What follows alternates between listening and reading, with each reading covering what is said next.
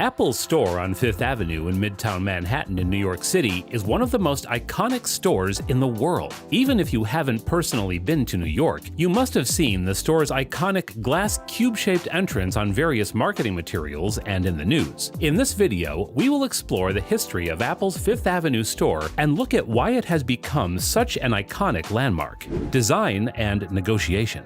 The Fifth Avenue Apple Store is actually on and beneath a public plaza in front of the General Motors building. The glass cube houses the entrance staircase and the lift, while the whole store is located underground beneath the plaza. The General Motors building and the plaza were built in 1968, when the previous Savoy Plaza that occupied the space was demolished. Harry Macklowe purchased the General Motors building in 2003. One of his first plans to modify his property was to monetize the large plaza on Fifth Avenue. The funny thing was that back then, architects and industry insiders called the place a problematic plaza. This was because the plaza was a large unused space with an unused basement, and Manhattan is known for its limited and precious real estate. But Harry Macklowe thought differently. He saw the space as the perfect spot for a very unique store location. In fact, not just any store. Harry was set on bringing one particular company to the plaza, Apple. He was very persistent on the idea of Apple opening a store in the space, basically chewing on the ear of Apple Vice President of Real Estate at the time about it. He finally got a meeting with Apple CEO Steve Jobs in November 2003. He managed to convince Steve Jobs to open an Apple store in the unused plaza on his property. And not just any store, Apple would be opening a flagship store that would be open for business 24/7. That meeting was attended by several architects and designers, including Bolden Sowinski Jackson.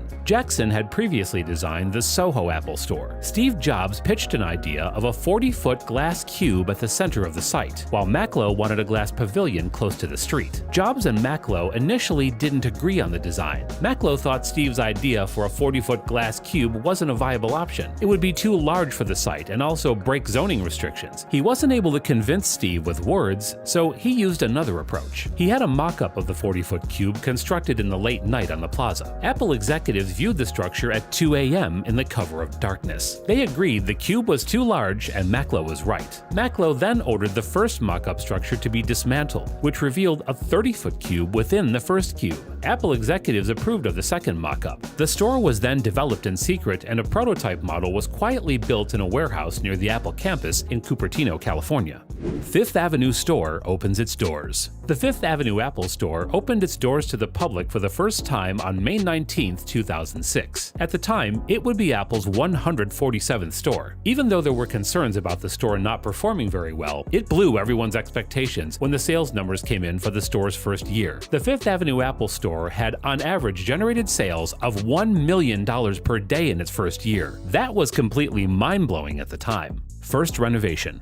The Fifth Avenue Apple store got its first retouching and renovation in 2011. In June, Apple began a 5-month renovation of the store. The renovation would cost Apple about $6.7 million. The renovation simplified the store's glass cube entranceway. Previously, the store's glass cube entranceway was made from 90 panels. The renovation simplified this glass structure to be made from just 15 panels of glass. The renovation also saw some retouching and minor changes to the surrounding plaza. The store didn't change much on the inside, though, but throughout these changes, Apple maintained the unique look the Fifth Avenue Apple store was known for. Second renovation.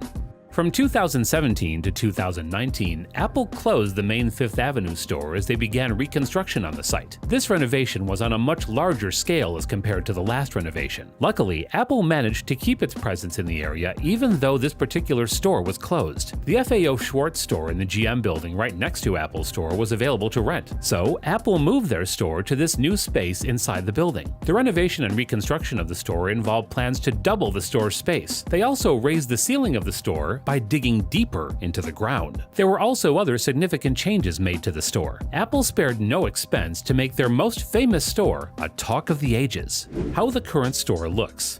The most exciting thing added to the store building was the addition of 62 circular frosted skylights added to the plaza area. These skylights bless the underground plaza with natural light from above. This added more openness to the store's ambiance. On the store ceiling, new tunable white LEDs were added that would automatically move between warm and cool tones based on the time of day to make everything feel more natural. To both sides of the cube, Apple added 18 new contraptions called sky lenses. These were shiny metal seats seats that also happen to provide a bird's-eye view down into the store, so people in the plaza can look down and watch everything happening in the underground store. Apple's infamous Cube entrance was also redone, but Apple also decided to add new entrances to the store. Even with the new entrances, the most popular one customers use is the main entrance with a spiral staircase that is completely made from stainless steel. Previously, this staircase was made from glass.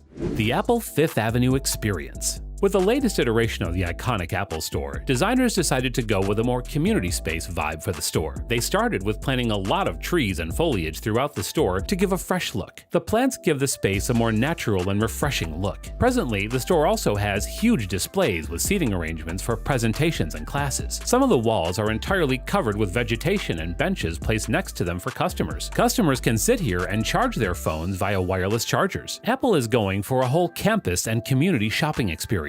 There are no checkout lines. Instead, a store rep will come to you and check you out on his iPad. Apple even allows customers to check themselves out via the App Store. Apple just doesn't want this store to sell products, but also sell the Apple experience itself, so customers keep coming back for it. This is why you will see things like a special experience room, where Apple showcases how their products and services work together, and special classes and presentations about new things Apple is doing. You will also see this philosophy resonate in how the Apple Store at Fifth Avenue operates. The store employs 900 people, most of whom are bilingual. The team collectively speaks about 36 languages. Ever since Apple's Fifth Avenue store opened its doors to customers in 2006, half the staff, which was 300 at the time, was dedicated to offering free assistance to customers on how to use Apple products. Apple just didn't want this to be another one of their regular outlets. They wanted this store to be a classroom to get into the Apple ecosystem. The store is always open to customers, with no hours or days closed. It is the only Apple Store with 24/7 and 365 open schedules. This is in line with New York City's infamous nightlife.